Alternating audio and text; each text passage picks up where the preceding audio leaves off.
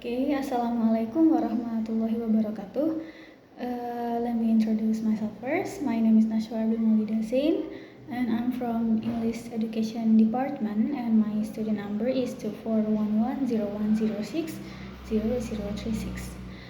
So, on this occasion, I will explain three important topics in English grammar. The first one is conditional sentence, and the second one is direct and indirect speech, and the third one is Jiran. Yeah. Okay, so let's move to the first topic. The first one is conditional sentence, atau kalau yang bisa kita artikan dalam bahasa Indonesia itu kata pengandaian. Karena ciri-ciri kalimat conditional sentence itu biasanya if bla bla bla kayak gitu. Jadi, conditional sentence are used to express a condition and its result. Jadi, itu tadi kalau dalam bahasa Indonesia itu pola kalimatnya jika bla bla bla, maka bla bla bla. Nah, conditional sentences ini sendiri ada 3. There are 3 main types. The first one is used for real condition and possible situation in the future. Jadi untuk keadaan yang nyata dan mungkin terjadi di masa depan. Structure-nya itu if plus subject plus verb 1, subject plus will plus verb 1. Contohnya itu if I study hard, I will pass the exam. Kemudian contoh kedua itu if it rains, I will stay at home. Jadi kondisi ini tadi, kata-kata itu tadi kan mungkin terjadi di masa depan. Makanya pakai yang type 1. Oke, kalau yang type 2, the second one itu unreal present. Jadi digunakan untuk unreal or imaginary situations in the present. Jadi kayak kondisinya tidak mungkin terjadi dalam waktu dekat saat ini. Strukturnya itu if plus subject plus verb 2, subject plus would plus verb 1. Contohnya, if I were rich, I will travel around the world. Contoh yang kedua, if I had a car, I will drive to campus.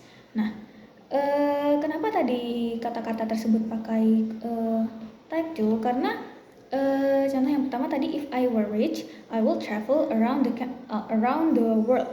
Jadi kondisi sebenarnya orang ini, si subjek I ini tidak kaya, dia tidak rich.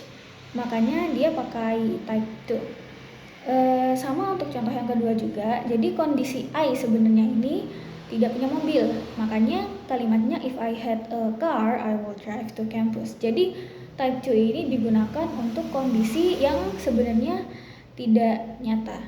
Jadi kayak untuk wish atau keinginan gitu. And then the third type is used for past situation that did not happen. Jadi dipakai untuk situasi masa lalu yang tidak terjadi di masa lalu. Jadi untuk kayak penyesalan gitu. Contohnya strukturnya itu ada if plus subject plus had plus verb 3, subject plus would have plus verb 3. Contohnya if I had studied, I would have passed the exam. Atau contoh yang kedua, if she had left earlier, she would have caught the bus. Jadi kondisinya di masa kini itu udah selesai terjadi, udah gak ada lagi. Makanya itu dipakai untuk sesuatu yang tidak terjadi dan sudah selesai di masa lalu. Okay, let's move to the second topic. The second one is direct and indirect speech. Jadi ini biasanya ya ada di kalimat juga sih. Direct indirect speech is the exact direct speech. Itu the exact words spoken by someone. Kalau indirect speech is when we report what someone say. Jadi kalau direct speech ini kalau kita lihat di teks biasanya tuh tanda untuk mengidentifikasinya itu kalimatnya dipakai tanda petik. Biasanya kalau ada di cerita kayak she said, terus ada dalam tanda petik ada kalimat, itu direct speech gitu. Oke, contohnya the first one kalau statement, kalau direct speech, she said, terus dalam tanda petik I am tired gitu. She said I'm tired. I am tired ini dikatakan oleh she gitu. Terus kalau yang indirect speech, she said that she was tired. Jadi di sini tense-nya berubah dari present ke past. Untuk contoh yang kedua kalau bentuk question, contohnya he said where are you going. Kemudian kalau yang indirect itu he asked where I was going. Jadi kalau di indirect speech itu udah gak berbentuk pertanyaan lagi, karena kan orang ini melaporkan apa yang dikatakan oleh orang tersebut gitu. Kemudian ada kalau comment, contohnya kalau comment, he said close the door. Kalau di indirect speech jadi he told me to close the door. Kemudian kalau yang untuk request, she said please help me.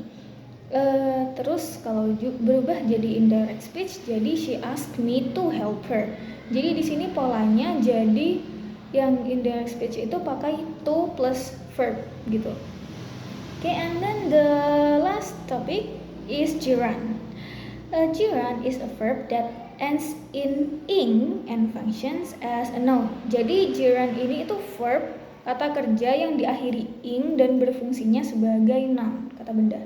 Contohnya di sini swimming is fun. Jadi swimming di sini tuh sebagai subjek.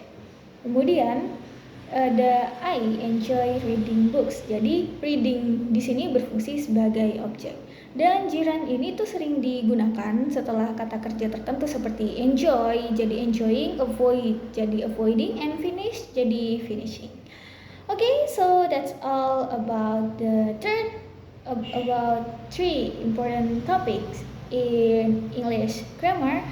Thank you so much for watching my video, and I'm deeply sorry if there are some mistakes in my words or how I presented the material. See you later and have a nice day. Wassalamualaikum warahmatullahi wabarakatuh.